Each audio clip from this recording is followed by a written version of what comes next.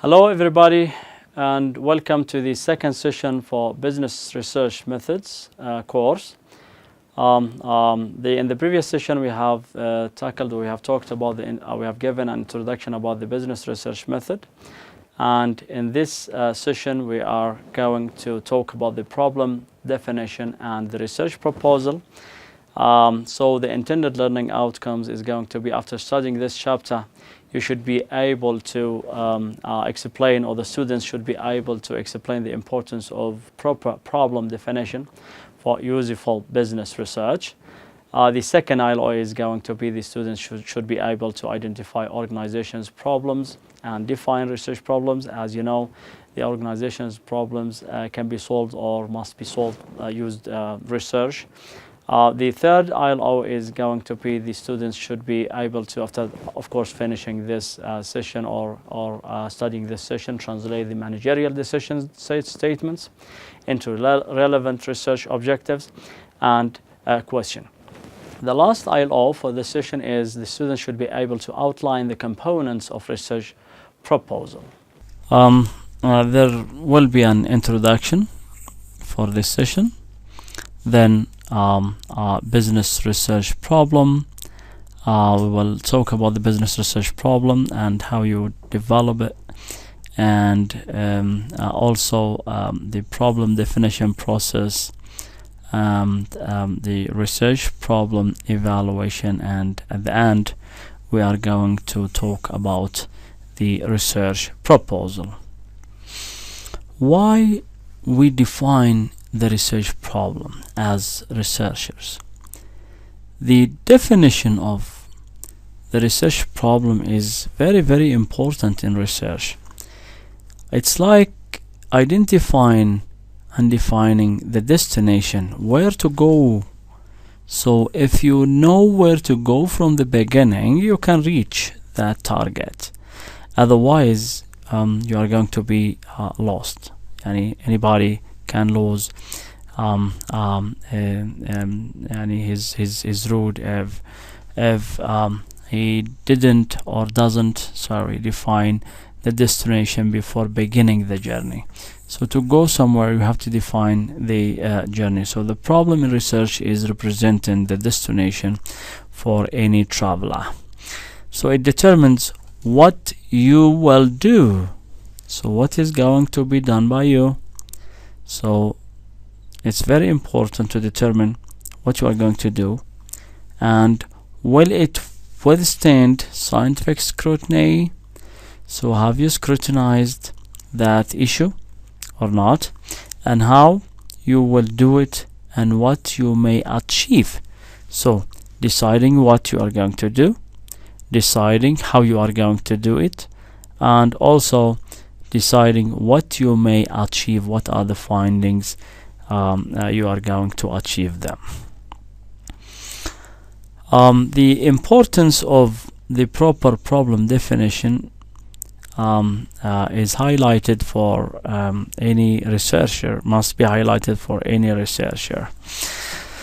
So it is very important to define the problem from the beginning, because if you couldn't define your research problem, you might not get good findings, you might not come up with any conclusion.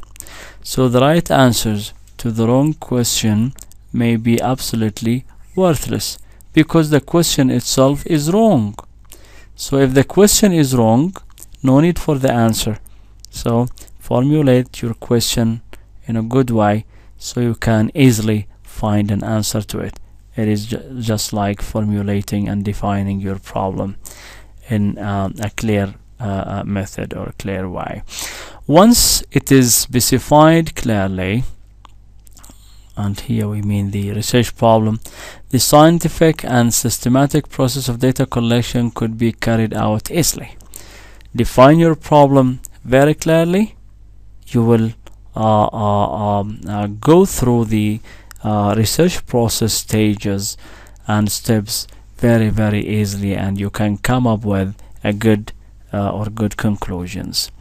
From an analysis of the collection or the collected data, significant result would be expected to solve a specified problem. So when you analyze the data collected, the results will come up and come out. And the analysis of the data collection, of course, it is going to be dependent on the clear and neat research problem definition. Albert Einstein said the formulation of the problem is often more essential than its solution. So spend much time in formulating the problem. You will not spend much time in getting the solution. You will get the solution in no time. He said also that we researchers sometimes spend 95% of the time spent in formulating the problem, so the 5% would be enough for getting a solution. So any student or any researcher who is going to define his problem very clearly and spend much time in the formulation of it, of course he can reach to conclusions and reach or go through the research steps very, very easily and come up with a result very easily and in short time. So problem definition is the indication of specific business decision area that would be clarified by answering the research questions. So identify the issue, identify the area needs decision, identify the problem faced, and then build a research problem. So a problem which going to be answered or answering or clarified by answering some research problem.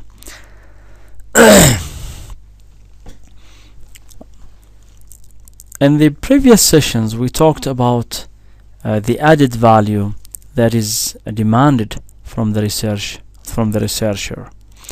or from any students who is doing research, and we talked about a theoretical contribution and a theoretical and a practical contribution. These types of contribution are going to be filling gaps. So the problem, when I review all the previous studies, I can come up with gaps. That means an area needs a development, an area needs an improvement, a problem needs to be solved, an issue nobody has talked about, or left not completed. So we explore areas, and then part of this process is going to be defining the research problem. So this exploration of the gaps is going to be part of the research problem definition. So problems that currently existing and need to be solved.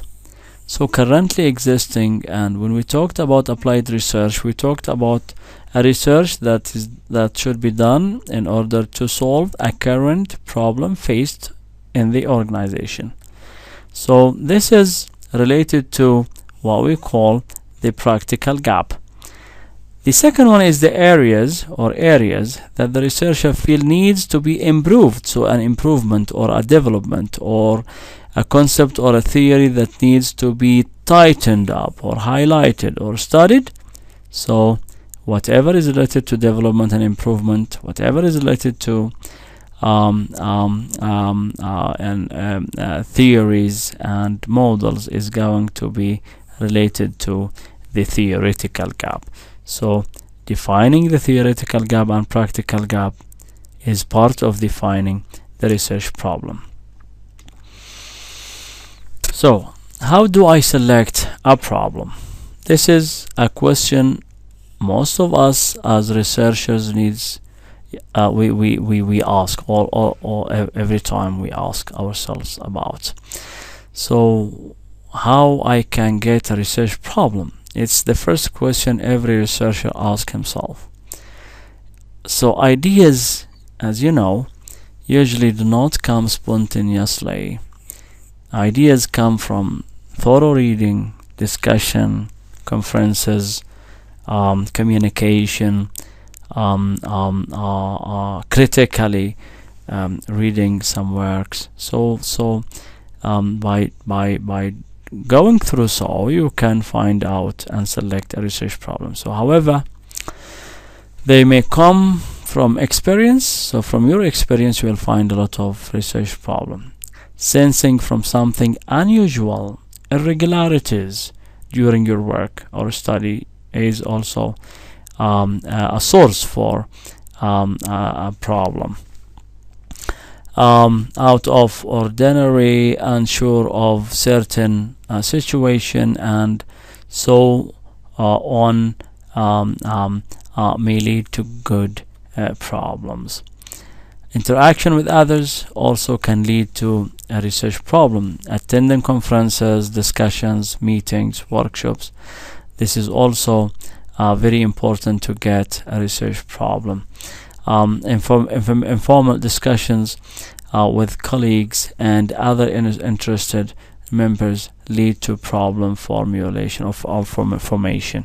So by being always eager to learn, so read a lot of materials about educational process or about any issue or any area, by adopting a critical outlook and taking every opportunity to be a part of research environment. And here we can say finding a problem when you read and be eager to learn is like flying a helicopter.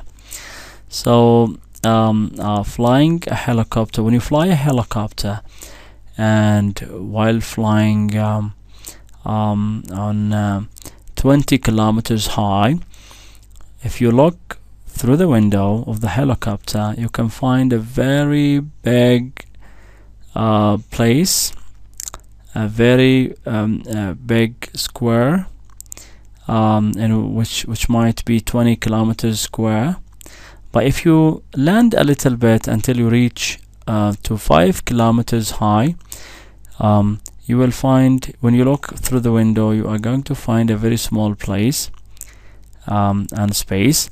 When you were 20 kilometers high, it is a big district, but the details are not clear to you. When you reach to 5 kilometers, it is going to be smaller, and the details will come a little bit clearer to you until you land on only 4 or 5 or 6 meters square. That will be your research problem. So you read research papers, start reading. It's difficult to read many research papers to get the problem. So you start reading these papers, reading only the abstracts of these papers and the recommendation, which is mostly half page. So you can read at least 100 research papers on the abstracts and recommendations, and then whatever is gathering or grabbing your attention, you can refine them and put them aside and come back to them and read in detail. So you might come up with 20 research papers out of 100 research papers, so you are going to read in depth or in details only the 20 research papers and less, until you get what we call the research gap, and you can build and define your research problem accordingly. There are of course steps to be taken in building the research problem.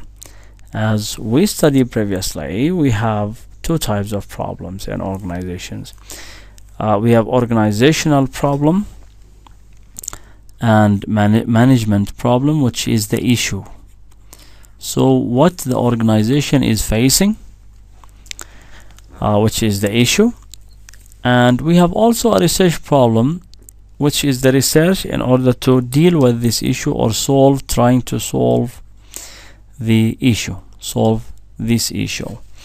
So the first step in defining the research problem is identifying the general problem area, outline the problem, which is the management problem or the issue. So might be employees turnover. So some of the organizations are suffering from a high rate of turnover. A lot of employees are leaving the organization, and they want some solution for this problem. They want to retain these employees. So the statement of the problem here is the problem was to determine why employees, for example, in Ford company, drop out. Why they are leaving the company. So now I am building the research problem. So I started by identifying the issue, which is employees turnover. Then I moved to identify or determine what might be the causes for this problem. Then I revise and narrow the problem statement, review the sources in literature. So read many or review the literature and read studies, especially the most recent studies. So you might read the research papers published in the last 4 years about the issue and find out the gaps. So read in general and find out the gaps, which is flying the helicopter, as I have just explained. Conflicting points of view might be a research problem and needs further support from you. If you find out some the deficiencies or irregularities. Deficiencies, some questions need to be answered. Make a list of research questions. Provide the rationale for the problem. Identify variables to be studied. What are the research variables? The issue is the dependent variable, and the independent variable is going to be the cause. And then rewrite the research problem, or this is what we call stating the problem.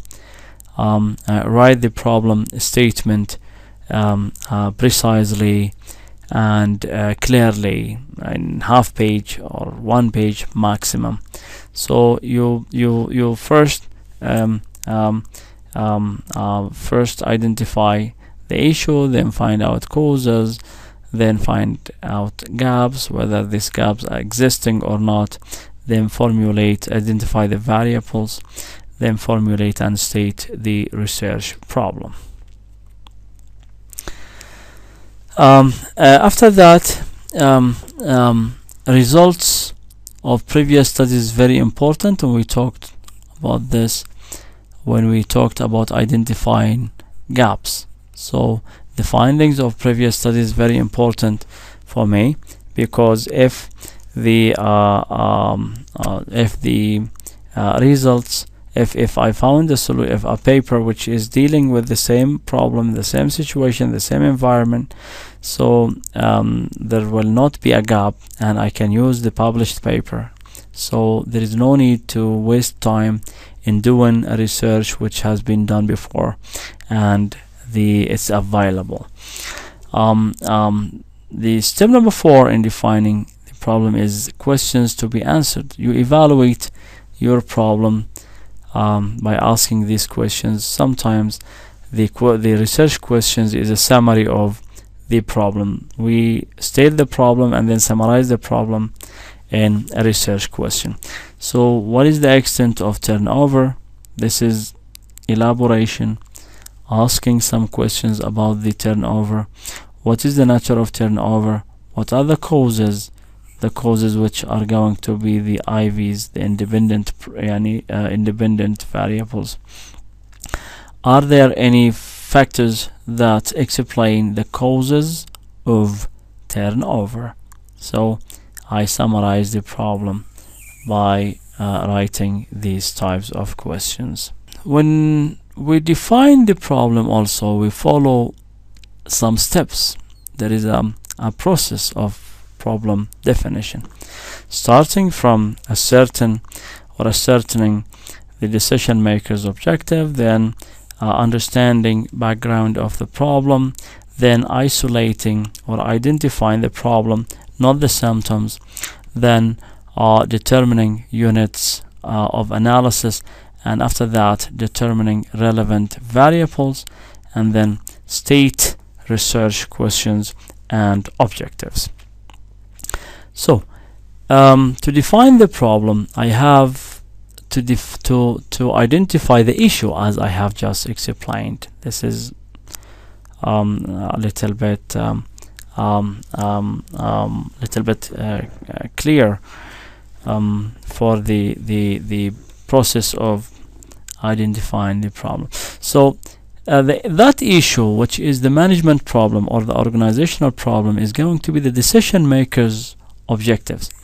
When we asked about employees turnover, so it is the issue, so it is the main objective of the decision maker. So we have to understand from the beginning what is the issue, so we can build or construct or define the research problem. So managerial goals expressed in measurable terms is very, very important.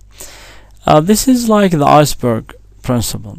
As a researcher, we need to find out the issue, and we need to find it from the decision makers.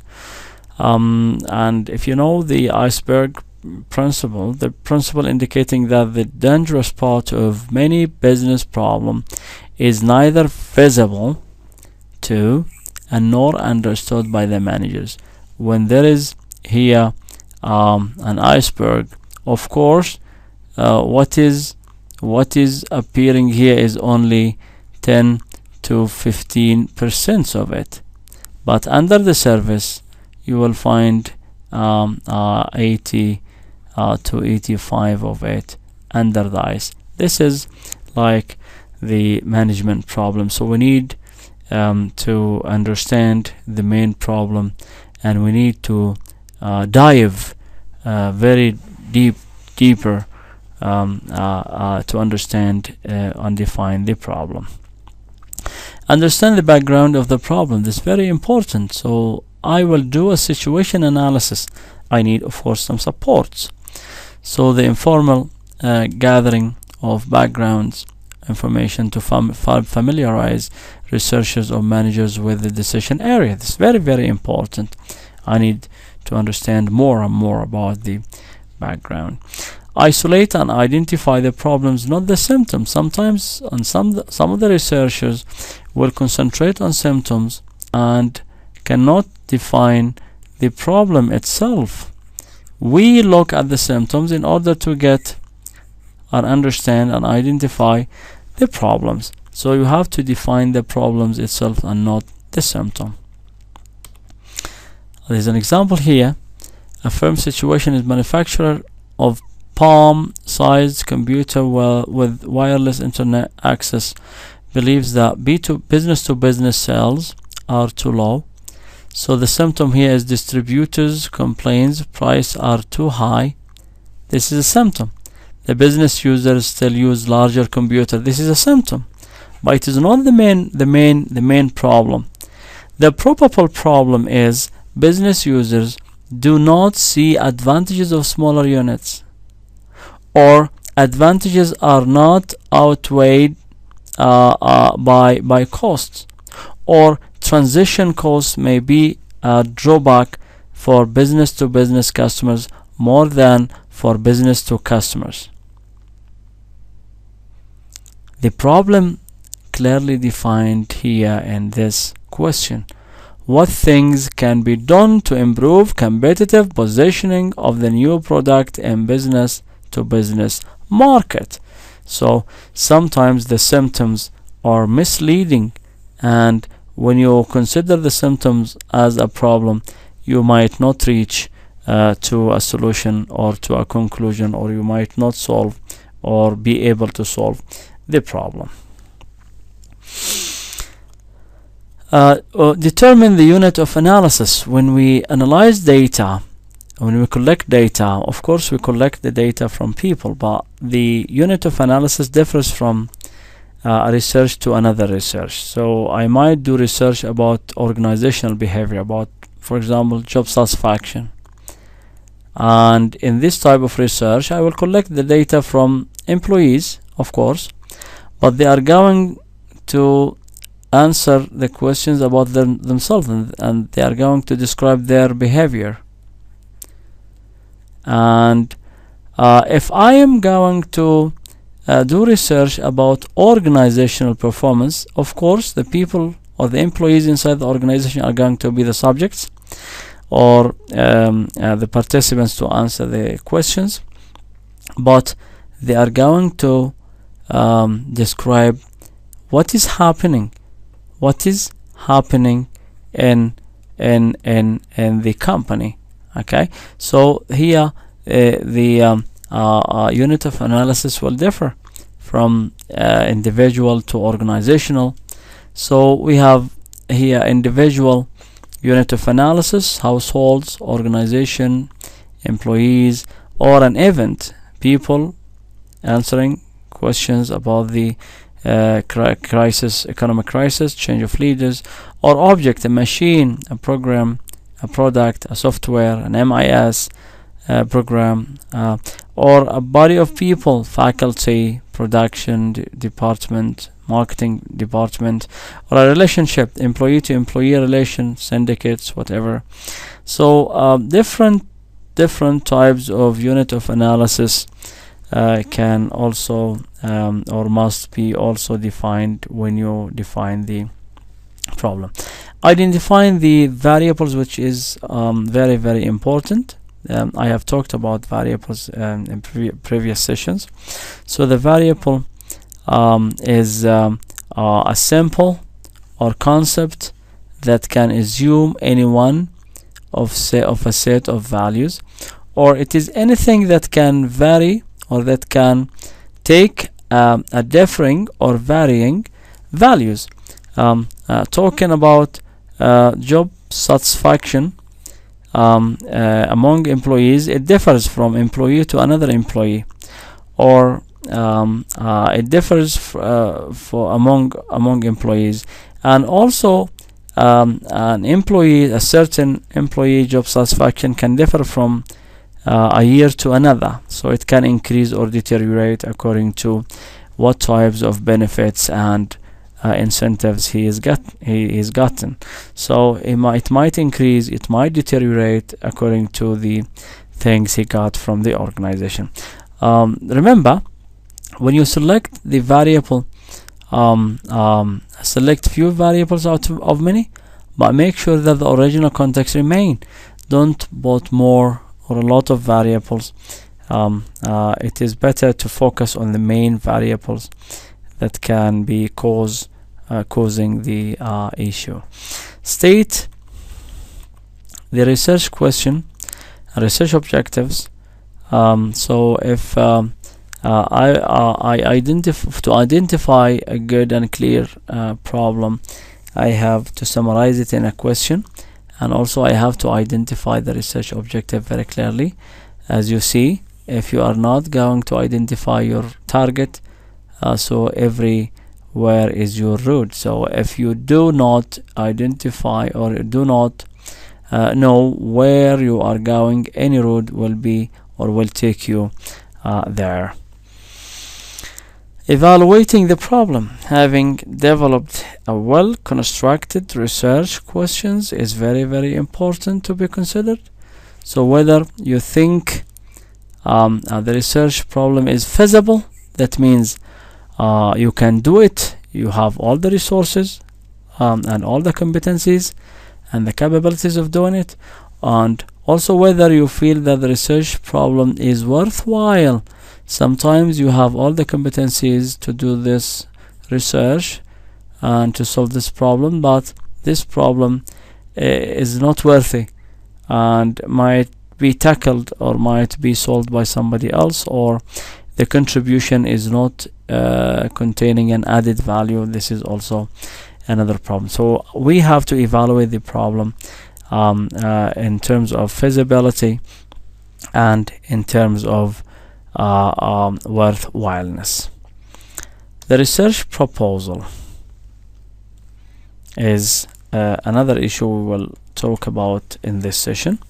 So we talked about the problem, the definition of the problem, the process of defining the problem. Now we will talk about the research proposal, which is going to be the roadmap for the researcher when he will do his research. So it is your plan of research. It reveals what you are going to do and how you plan to do and what you have selected, the proposed procedures. It guides you as well as your supervisors. It is an academic piece of writing. It shows a strength of your proposed research. So it is like a roadmap that can clarify the future steps and clarify your problem for you and for your supervisor, and it will help you to make the strengths of this research visible to the other people. And sometimes it can, when you prepare it in a good way, you might get fund from your organization, business organization, or from some funding organizations which help in developing research. What are the essential components for the proposal? The issue: what problem does your research address? So the main issue, which is what the problem does your research address. So define the problem in a clear way. And then the research design, which is how will the research achieve its objective. So we identify the issue or the problem, then we also state and determine the research design, and then we have to write about the benefits of this research. What will the research contribute? Which is the significance of the research. Why your research is going to be significant? We have to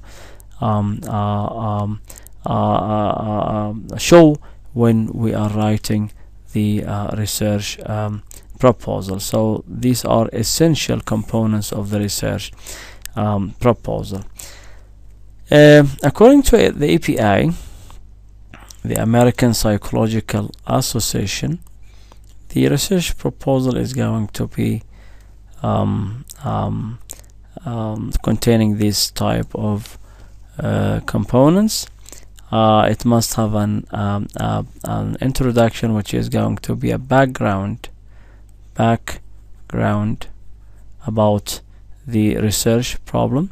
So research background, and also then the research statement stating the issue, stating the research problem in half to 1 page, and then the summarizing the research problem in a research question. This is of course applicable to quantitative and qualitative studies, because some of the components can be applicable for only quantitative. Then the objectives, it might not be applicable to the qualitative. In qualitative we just ask research questions and that's all. And then we state the significance of the study, why the study is going to be important and what will add. So what is the contribution which will be come from this study. Then defining the terms, and after that, this might be first part. The second part is literature review, in which we are going to define the variables and theoretically explain and the variables, and then develop the models, the research models, dependent on the previous research models.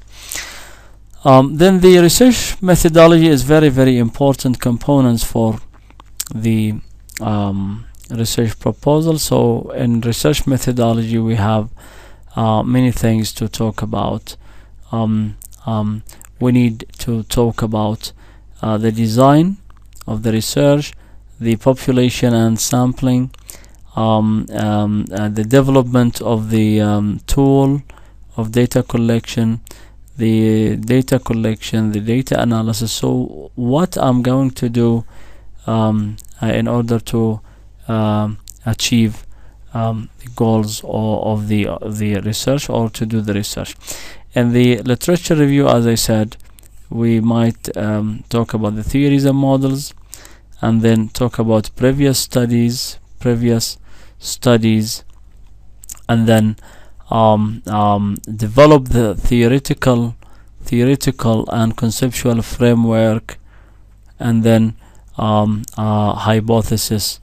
What are your hypotheses in this research? And after that I will write the references, the citation inside the text, and at the end the references. And the time schedule is very important for the research proposal. The budget sometimes is important when you are applying for a fund to help that can help you in doing the research. This is for grant application. Then if there is any appendix, you can put it here. So we have finished this session, and I hope all the students through this session will learn, or will be learned we have learned the following: discussing the importance of defining research problem for useful business research, defining the business research problem, discussing the process of research problem definition, evaluating the research problems, and explaining the research proposal. So an assignment is going to be uploaded with this session. At the end of the session, I hope you have understood the research problem, and how you can identify the problem, and how you can differentiate between the research problem and organizational problem, which is very important. An assignment is going to be attached in the LMS along with this video. I hope everything is clear to you and you have understood whatever we have discussed today. Thank you very much, and we will see you, inshallah. We will see you in the next session. Thank you.